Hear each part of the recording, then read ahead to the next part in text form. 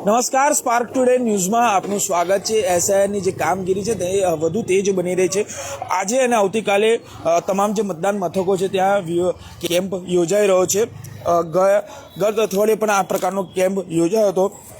જે પ્રકારે એસઆઈની જે કામગીરી ચાલી રહી છે, હવે તમામ જે મતદાન મથકો છે આજે અને આવતીકાલે મથકો પર બીએલઓ અહીંયા તમને મળશે। તમારા જે પણ ચૂંટણી સુધારા વધારા કાર્ડ છે તે પણ અહીંયા થઈ શકશે।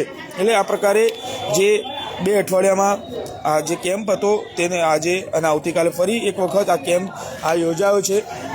જે પ્રકારે બીએલઓની જે કામગીરી છે તે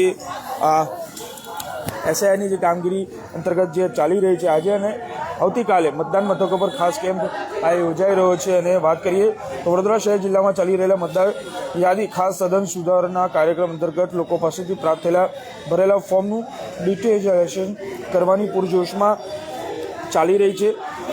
ખાસ સઘન સુરક્ષા કાર્યક્રમ ફોર્મ વિતરણની કામગીરી પૂર્ણ થયા બાદ લોકોએ ભરેલા જે ફોર્મ જમા કરવાનું જે શરૂ કરી દીધું છે અને આ ફોર્મ બીએલઓ દ્વારા સ્વીકારવાનું પણ શરૂ કરાયું છે। ફોર્મમાં રહેલી વિગતોના આધારે મતદાર મેપિંગ કરવાની ભારતના ચૂંટણી પંચની જે સૂચના છે, એટલે તેને આ પ્રકારે આ તમામ જે સુધારના વધારાના આ જે બીએલઓ છે અહીંયા કરી રહ્યા છે। એટલે આ પ્રકારે આજે અને આવતીકાલે આ કેમ્પ જે છે એ યોજાઈ રહ્યો છે। 9 ડિસેમ્બર સુધી આ જે કામગીરી છે પૂરજોશમાં ચાલી રહી છે।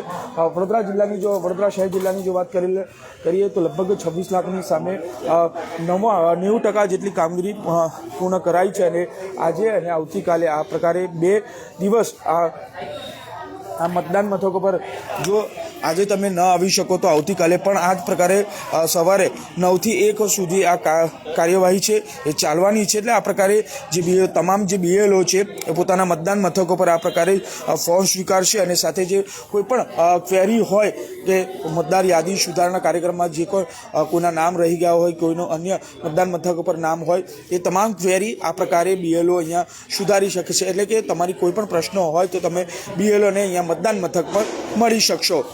કેમેરામેન નિહાની સાથે Surat Solanki, spark today news, Vadodara.